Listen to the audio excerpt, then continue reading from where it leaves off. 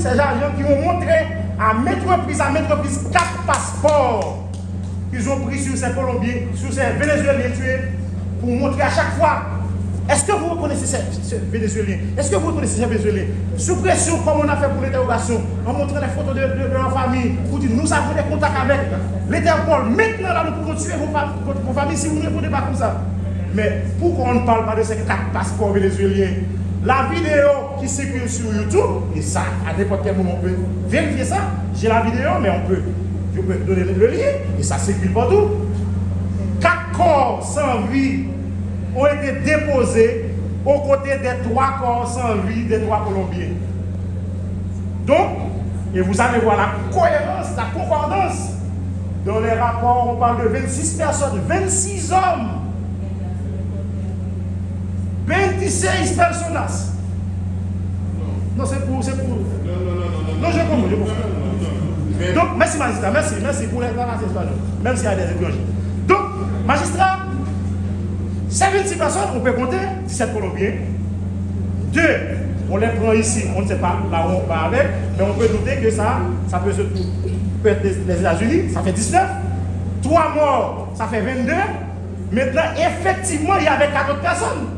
C'est pourquoi on parle de 26 hommes. Donc, 4 Vénézuéliens qu'on aurait tués, 22 Colombiens, ça fait exactement 26 vraiment. Mais où sont les corps? Où sont ces Vénézuéliens? Ils disparaissent dans l'océan? Est-ce que c'est eux qui fait bagarre là? Est-ce que c'est eux qui orchestre ça, qui mène nous là, ils disent? Organiser avec eux, fin faire affaire, et puis qu'on y a là, on met dans une situation magistrale, où on essaie par tous les moyens de mettre ce dossier sur le dos de ces Colombiens innocents. Et magistrat, vous allez voir, dans ce dossier, c'était on a dit qu'elle travaille pour FBI, pour le département d'État américain. Je conseille avec la police, et puis on a justifié ça. On a fait des réunions plus ou moins ouvertes. Ils ont dit que dans l'hôtel où ils se trouvaient, c'est des bureaux des Nations Unies, des gens, mais c'est ouvert dans un hôtel. Donc, ce n'est pas des gens cachés, les représentants de la cité. Eh bien, c'est pourquoi l'aigle est venu ici, magistrat, enlever ses pions. Maintenant, on essaie de nous dire, comme si pour nous décourager, pour dire, mais on donne justice déjà ailleurs. Pourquoi essayer de trouver une justice ici? Mais la justice est déjà donnée. Pourquoi vous vous intéressez à une vieille justice en Haïti? Parce que l'aigle a pris ses pions, ses agents. Et on doit croire que ce sont ces agents. On essaie de dire que ce sont des anciens agents. Mais qui dit anciens agents? On est dans la géopolitique. On doit être responsable avec le pays que Dessalines nous a laissé comme héritage. On doit assumer notre présence ici, notre passage. Donc, on essaie de dire que ce sont des anciens agents de la DIA, de la FBI. Et bien, on vient ici par pouvoir, parce que moi-même, je suis dans le droit international aussi. Parce que ma maîtrise magistrat, c'est droit international, droit comparé. Oui, merci. Donc, magistrat, en droit international, en relation internationale, on dit que les relations internationales sont gouvernées par les rapports de force. Pourquoi nous-mêmes, on ne demande pas le retour, bien l'extradition de ces gens-là en Haïti? Mais on a appris ça à l'université, le lieu régit l'acte. Quelque chose s'est passé en Haïti, et puis maintenant, par gros point, et puis on vient prendre les véritables concernés en Haïti, comme si nous sommes des chiens. Pardon, magistrat, comme si nous sommes traités moins que rien. Et puis on vient prendre les éléments importants. Et puis maintenant on fait une communication comme si quelque chose du genre justice aurait été rendu ailleurs. Et puis on nous décourage avec cette justice ici. Parce que qu'est-ce qu'on essaie de cacher? La responsabilité. Qui a donc organisé ce drame? Donc voilà pourquoi, magistrat, sommairement je veux dire, puisque dans l'acte qui s'appelle l'ordonnance, c'est l'effraction de complicité qui a beaucoup plus de sens et c'est sur quoi on essaie de miser pour épingler ces Colombiens innocents. Donc, magistrat, je dis, à la lumière du droit que j'avais étudié, il n'y a pas de complicité parce que ces Colombiens ont été induits en erreur sur la base de projets de développement. Ils ont été amenés ici avec visa correctement, accueillis dans l'aéroport, passeport visé. Maintenant, on essaie de faire passer une communication sur le mot mercenaire. Ce mot-là a une définition. Un mercenaire ne va pas venir de manière légale pour laisser des traces, on vient à l'aéroport, on se fait donner de l'estampille, je ne sais pas là, sort de l'immigration et puis on est mercenaire. Non, ce n'est pas le mode opératoire. Merci magistrat. Donc pas de complicité.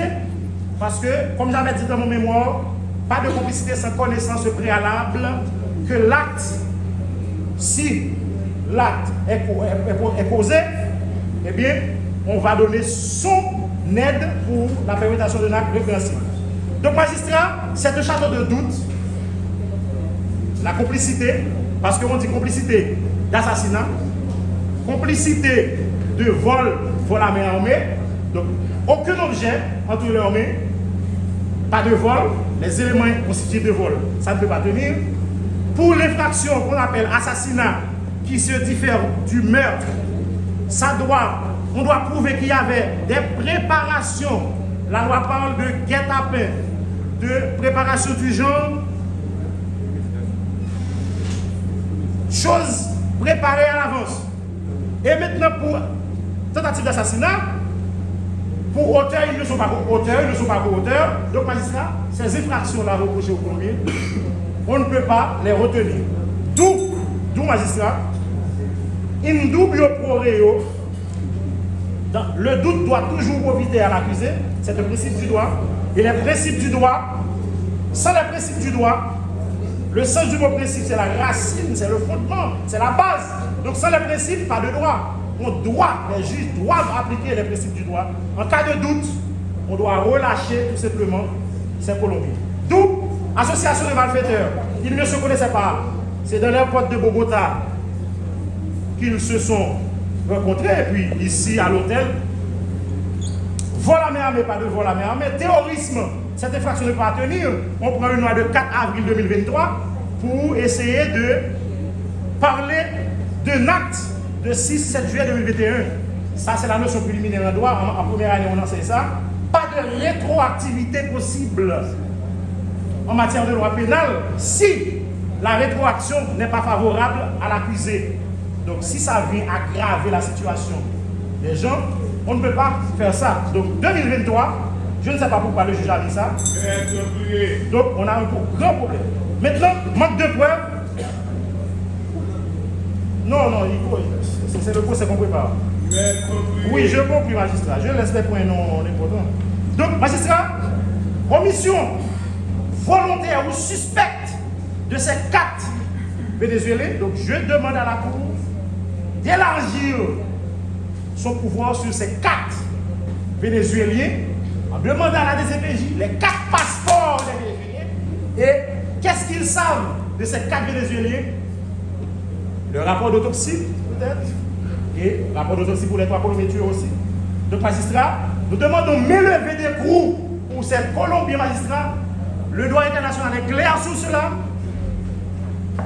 La Convention interaméricaine des droits de l'homme parle, en cet article 6, 7, 8, etc., pour dire que, mais, magistrat, quand quelqu'un.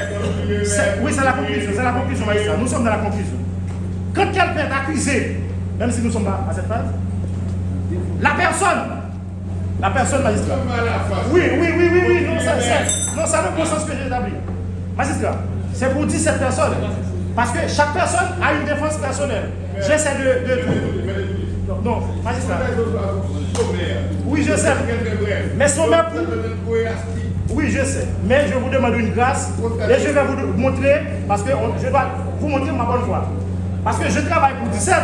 Si j'allais plaider pour chaque Colombien à part, ça allait donner peut-être 5 minutes pour chaque, 10 minutes pour chaque. C'est pourquoi, magistrat, je vous demanderai de m'accorder un petit peu de temps raisonnable Pour finir, parce que je finis.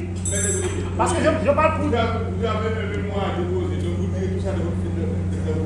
Non, dans le mémoire, alors laissez-moi conclure, de préférence. Mais le mémoire, ce n'est pas la même chose que la conclusion. Parce qu'en matière pénale, c'est l'oralité des débats qui prévaut.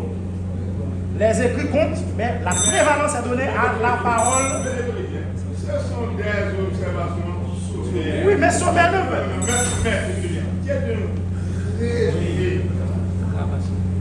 résumé de toutes les histoires que vous avez exprimées ici. Magistrat, je dépose ce document qui est le contrat de projet de reconstruction. Mais écoutez bien.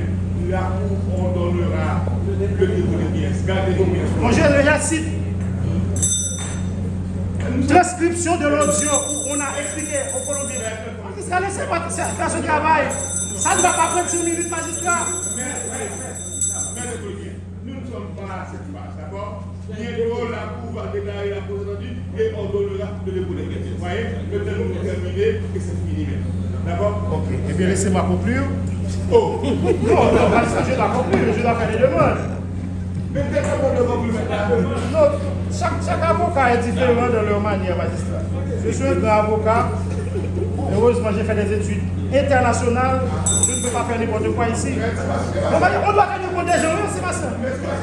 On parle aujourd'hui de l'individuation en matière pénale. Chaque personne doit être traitée selon leur individualité. Et les droits de l'homme, c'est l'individualité, magistrat. Je vous donne des bons bêtes, magistrat. Bon bête, oui. L'individualité en matière de droits de l'homme. Ministère public, je vous demande de demander à l'organisation de me donner 7 minutes seulement. Parce que je suis dans la même. Mais je vous accorde 2 minutes. Non, c'est pas suffisant, magistrat. Donne-moi la moitié, 4 minutes.